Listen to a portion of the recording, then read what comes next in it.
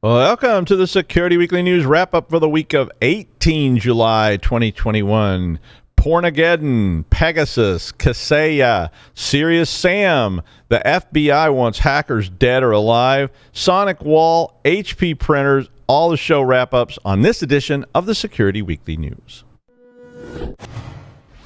This is Security Weekly, for security professionals, by security professionals.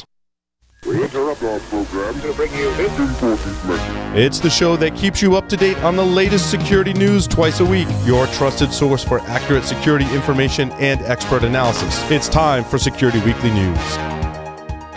For teams looking to inject some security into the DevOps lifecycle, the Uptick Security Analytics platform offers complete security observability for your cloud workloads, including hosts, VMs, containers, and micro VMs. Uptick analyzes builds in development and at runtime for real-time detection of misconfigurations, vulnerabilities, and malicious behavior. Security Weekly listeners can sign up for a free 2-week trial by visiting securityweekly.com/upticks. With the skills gap increasing, it's more important than ever to train your staff effectively and efficiently. Offensive Security provides training for your organization designed by the same minds behind Kali Linux. Here are 2 recent offerings from OffSec. OffSec Academy gives you the chance to earn industry-leading OSCP certification with dedicated one-on-one mentoring. You can also try Proving Grounds Enterprise, created exclusively by Offensive Security's InfoSec experts for highly realistic simulated networks. Visit securityweekly.com/offsec to learn more. All right, I'm Doug White. Let's first wrap up all the show topics for the week. On Application Security Weekly number 158, John and Mike had David DeSando, the Senior Director of Product Management at GitLab, on the show. David was on to talk about the open source in DevSecOps and how there's been a lot of misinformation about the risk of open source and supply chain attacks and so on. I mean, obviously, there's always been that sort of debate about, proprietary stuff that you can't, that if people can look at it, they'll figure out. But I'm like, make better code and you won't have that problem. Somebody will figure it out anyway. But anyway, David wanted to talk about how GitLab deals with this. So an interesting segment in DevSecOps. On Business Security Weekly number 224, Adrian, Lee, and Matt had Patrick O'Reilly, the Chief Product Officer and co-founder at CyberSaint, on to talk about how all the attacks and issues in recent years, there's been sort of a shift away from the focus on just trying to block things and into analyzing risk. So Patrick talked about how he has worked with members of the Global 500 to achieve continuous compliance and risk management, and how CyberSaint deals with this. So again, a very modern topic. This is stuff that's really starting to emerge in our area. In the second segment, how much does a CEO or business leader need to know about cybersecurity? How businesses can drive innovation while delivering operational excellence, 6 mistakes CISOs still make, and other stories. On Enterprise Security Weekly 235, Adrian, Paul, and Tyler brought on Ed Rossi, the Vice President of Product Management, Asset and Inventory, and Discovery at Qualys. Ed was talking about a subject near and dear to my heart, which is security teams relying on IT for asset inventory. Particularly it was in the context of security, since those don't usually exist. I always had a lot of problems with that in audit, because you go in and the first thing we would always ask is give us a network diagram, give us an asset inventory. And a lot of times, you'd get it, and if they had it at all, and they would sort of hand it to you and you'd look at it and it was dated like 1987 or something like that. And you're like, I don't think this is current. And they're like, oh, it's closed. Right. I see you have a Novell server here. Ed also talked about the role asset inventory plays in your overall security strategy. In the second segment, the news, and in the third segment, Mark Rawls and Wayne Haber, the President and Chief Operating Officer at Acunetics and the Director of Engineering at GitLab, respectively, joined in, and Mark was talking about where to start getting back on track with web app security after the pandemic. A big topic now, because a lot of people have not only did they struggle to switch over to everybody working from home, now they're having to switch again to kind of this, interregnum of hybrid work. And there's still a lot of debate about whether people will ever go back to the office full time, or they'll stay at home, or it's somewhere in the middle, which is probably where it'll be. And Wayne was on talking about a difficult subject, transparency in your security organization. And I tell you, that is one of the hardest things of all, because I've never done an audit or an interview or any of those kind of things where the IT or security organization really wanted to talk about what they were doing. And in fact, forever, that was my very first pen test back in like 1986, where I almost got fired because they did not want us revealing how things were done. And we wrote it up, and it was an internal report, guys, come on. But it was, 86, and they're like, no good can come of this. On Security and Compliance Weekly number 80, Jeff, Josh, Kat, Valentine, and Scott were talking with Joseph Kirkpatrick, the president at Kirkpatrick Price.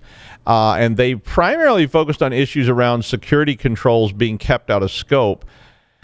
And oh boy, talk about another audit issue. This was this whole thing where you fought, when you were auditing, you fought, and even though I worked for internal audit, but you fought with the company about what was going to be audited, and they fought like crazy to keep things out of scope.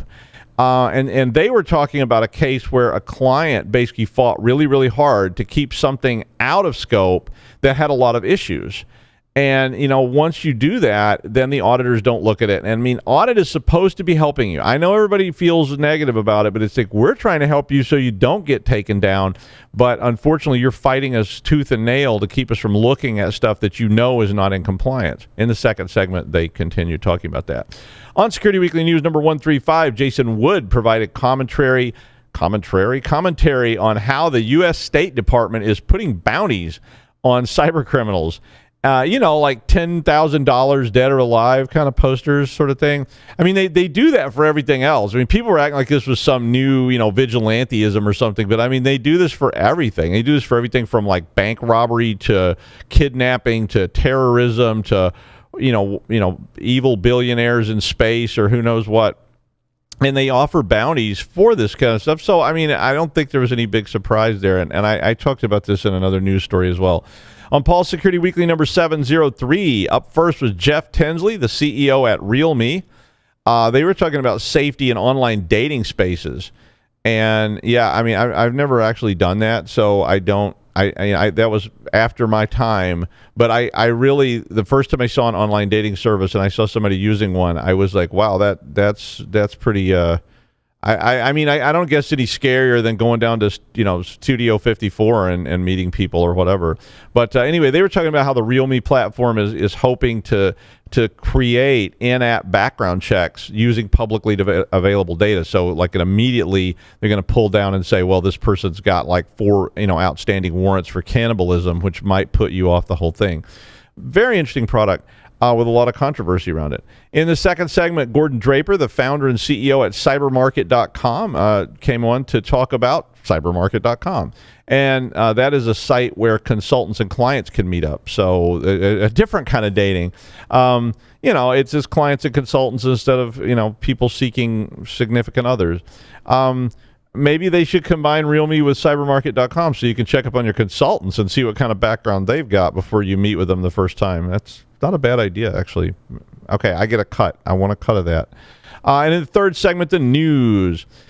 My favorite thread of the week is going to be the controversy surrounding Pegasus. I mean, how could I not talk about this? I have been saying, as long as I've been on Security Weekly, I've talked about your privacy is likely going away.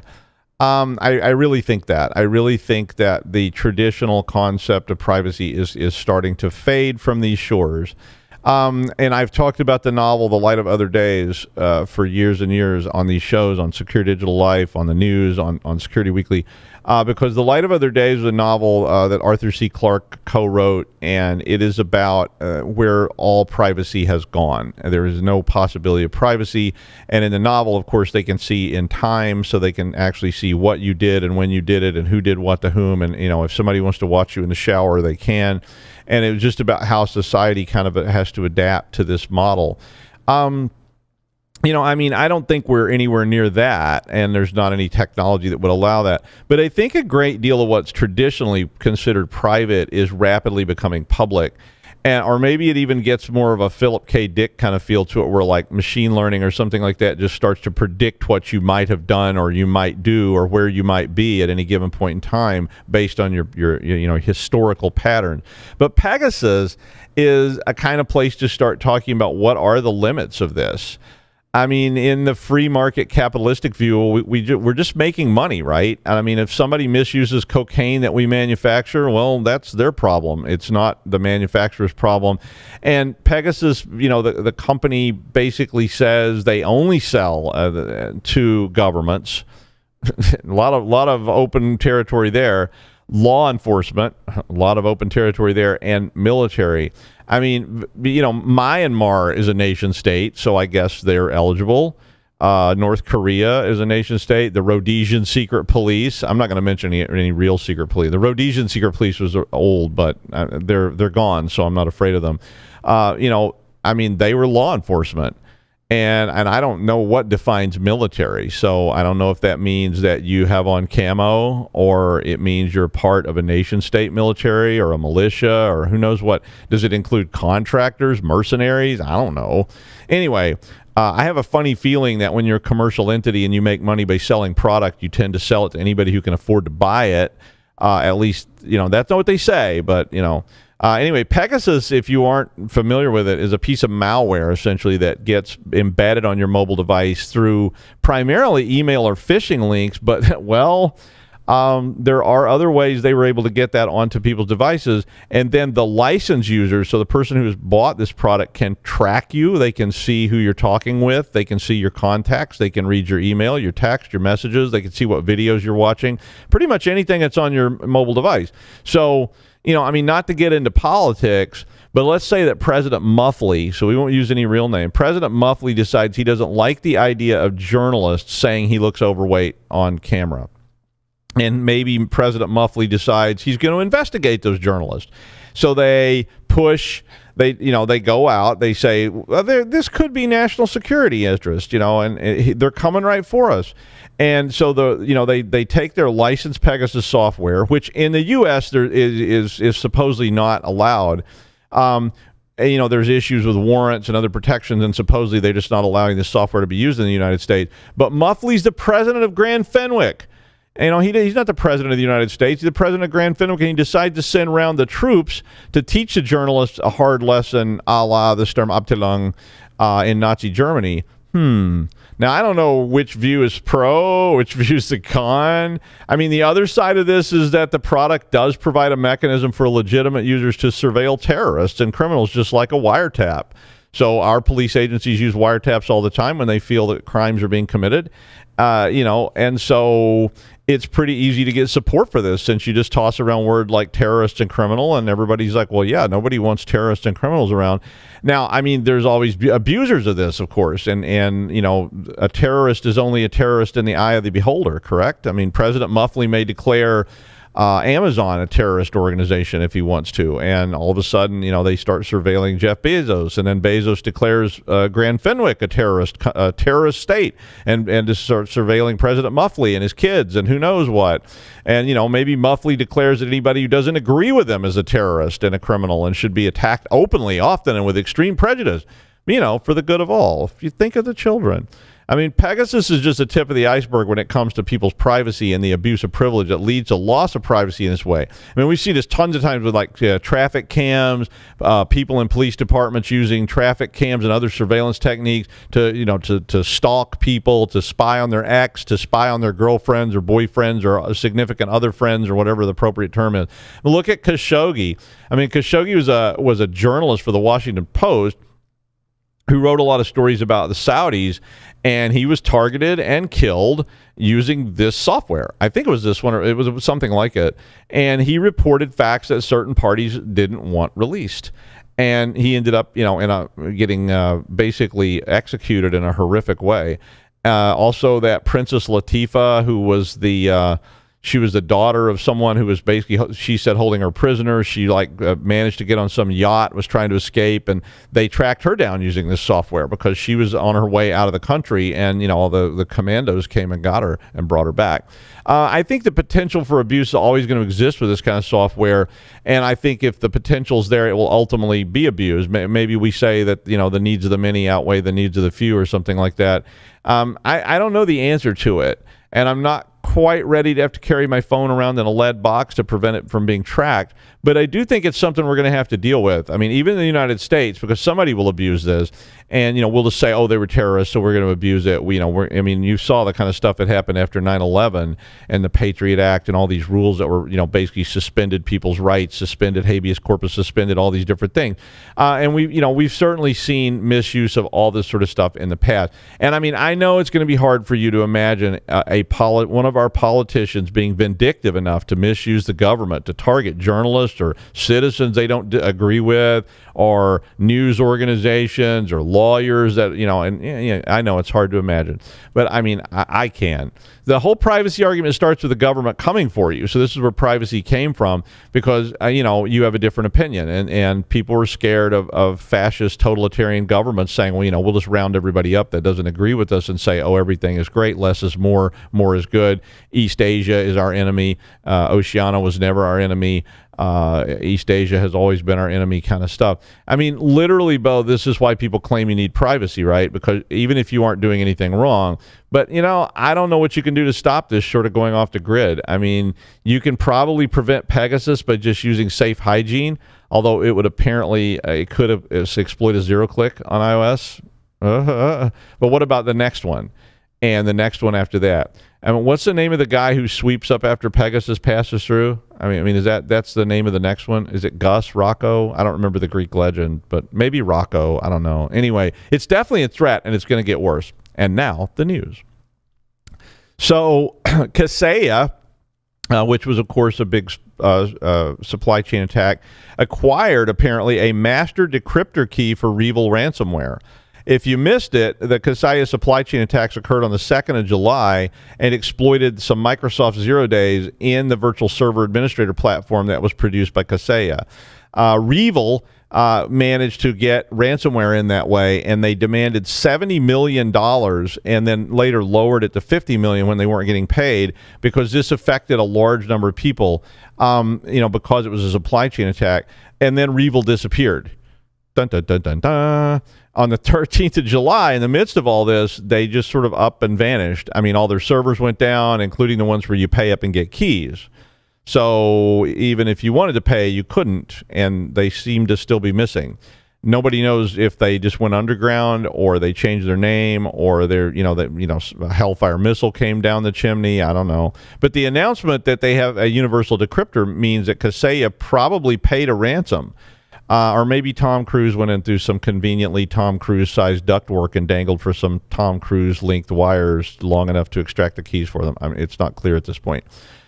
The delayed the Tokyo Summer Olympics starts today, and the FBI issued a warning that cyber attacks on the Olympics, including attempts to hijack the video feeds, particularly because there are no live events. Everything will be on video. They're not allowing spectators into the stadiums or anything else.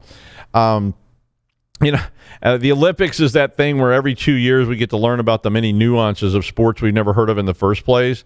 Like hammer toss.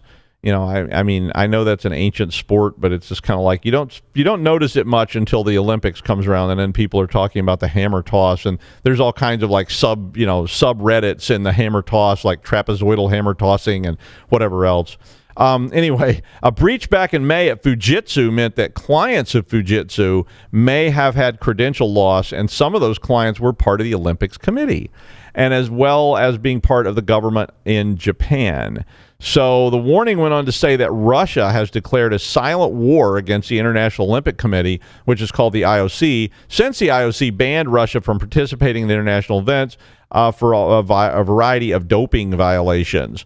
China has also been escalating tension with Japan. So basically, add all that together, you get some pretty good intrigue and a lot of worries about the cybersecurity of the Olympics. And of course, the ransomware people are always, out there as well, sending out emails saying, win a free trip to Tokyo this week to see the finals of the hammer toss or the trapezoidal hammer toss, or ransomware targeting the broadcasting networks that are carrying the Olympics or the IOC itself. I mean, all of that would be pretty much a big ransom situation. Hive Nightmare, or Silent Sam, as it may be called, I like Silent Sam better, is another Microsoft Windows bug, as the name implies when we say hives. This one relates to the registry data, which are stored in files called hives. Creepy.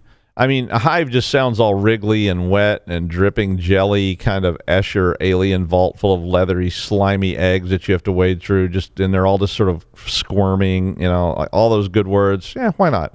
Anyway, 3 hive files on Microsoft contain a lot of tasty things that everybody's always looking for.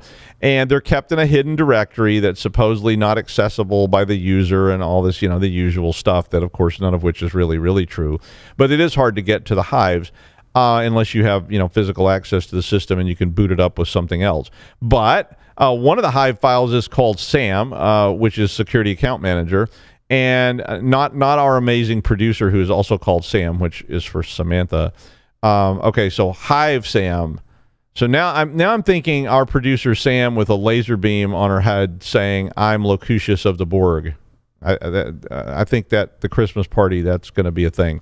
And she's standing in like a leathery, slimy alien vault full of alien eggs that hatch out Security Weekly host or something like that. Anyway, I know mixed genres are always bad. Crossing the streams, yada, yada, yada. Anyway, all that good stuff. Anyway, this malware, which is also called SeriousSam, and which I prefer the name, allowed the authors of the article to access the SAM file, which is a lot like the shadow password files on Linux. And they could get to that shadow copy space from older shadow copies that are stored on the system drive. Basically, what that means is it's a big game over if it gets exploited. But they did it, and they did it without admin privilege, so that could be bad. The workaround for Microsoft is to reset the privileges on the shadow copies, remove all the shadow copies, and restore points, and then create a new restore point. My caution to you is that before you do this workaround, ensure your current state is not infected or problematic, because you're about to delete all your restore points and then you won't have them anymore. So just think about that before you go in there and delete all your restore points. Asking for a friend. Sonic Wall issued a warning that a ransomware campaign is imminent, and it is targeting its end-of-life equipment. The statement said that through the and I love this speech, through the course of collaboration with trusted third parties, which sounds like the beginning of a Winston Churchill speech or something, right? Through the course of the beginning. Yeah, I like that. Through the course of collaboration with trusted third parties, 7 years ago, Sonic Wall said that threat actors were actively targeting secure mobile access devices, 100 series, and the SRA product that are unpatched or at end of life and unpatchable even. They had 8X firmware. They went on to say that an imminent ransomware campaign would be using stolen credentials. So this stemmed from a vulnerability that was disclosed last month, and they basically said if you can't patch it, disconnect it. So pretty bad. The U.S. government hung wanted posters out by the town square. We mentioned this earlier, that said wanted foreign hackers dead or alive, $10 million reward. They also said rewards will be paid out in cryptocurrency, so, anonymously. Wow. Now, if you it didn't say dead, actually. But, and some people got upset about this, but they do this for everything. Phone in a tip and get paid. What a system. Now, the cynic in me says maybe you end up with a lot of hackers trying to see who can be the most valuable on the hit list. Oh, man, Malcolm, you're the only worth $10,000. Me, I'm worth $100,000. Not to mention virtual swatting and all kinds of other stuff. But who knows? Maybe it will help. Maybe. It would probably be a bunch of tips that, a guy named Chet who lives in Hong Kong on the Kowloon side of the bay, is doing bad things. Can I get $1 million? Come on. I think his name was Chet. Maybe it was something else. Anyway, as long as we're in the government, the U.S. and its allies, which included the EU, the U.K., and NATO, issued a first-time formal statement criticizing China for being bad cyber actors. The statement called China's behavior as irresponsible and inconsistent, as China has a goal of being a world leader. An indictment of 4 Chinese hackers was also unsealed by the Justice Department, and they had claims that they were not only working for the Ministry of State Security, which is the People's Republic of China, I don't know, is that the CIA? Is it the FBI? I'm not sure. But they said the hackers were also conducting ransomware attacks, extortion, cryptojacking, and other personal gain initiatives outside of their work for the government. China said the claims were fabricated. This did mark the first in a modern age of calling out China. So you saw it here first. On those same lines, the FBI and CISA released guidance for dealing with APT-40, which is also associated with the Ministry of State Security in China. APT-40 has a whole pile of aliases and AKAs, but I think I'll use the one Bronze Mohawk. I kind of like that one best. There's a whole bunch of other ones as well. Anyway, a link to the full report is in in the article I put on the wiki, and has information about their activities, their tactics, their techniques, and also provides a list of mitigations which are useful and specific to Bronze Mohawk, but they all sound like pretty good ideas for just about any situation, like patch, protect, protect your credentials, that sort of thing. Sentinel Labs found a high-severity flaw in HP, Samsung, and Xerox printer drivers. Apparently, this went all the way back to 2005, and they reported this finding to HP in February of 2021, and HP released a security update on 19th of May. The finding listed over 380 different HP and Samsung printers and a dozen or so Xerox printers. I didn't even know Xerox still made printers. They must be old. The bug is in a printer driver that is installed on all these whenever you connect the printer. So it's just installed from the firmware. And it is actually a buffer overrun. So basically what that would do is allow you to access the system account using the buffer overrun. And then you could run code in the kernel mode. Yeah, that might be interesting. Yeah, there is a patch. You should probably use it.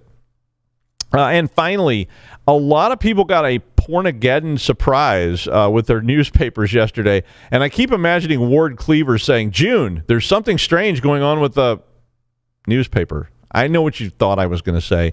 Anyway, a porn company called 5-Star Porn HD apparently bought a domain called VidMe, which belonged to a defunct company called VidMe. Which was trying to compete with YouTube back in like 2017.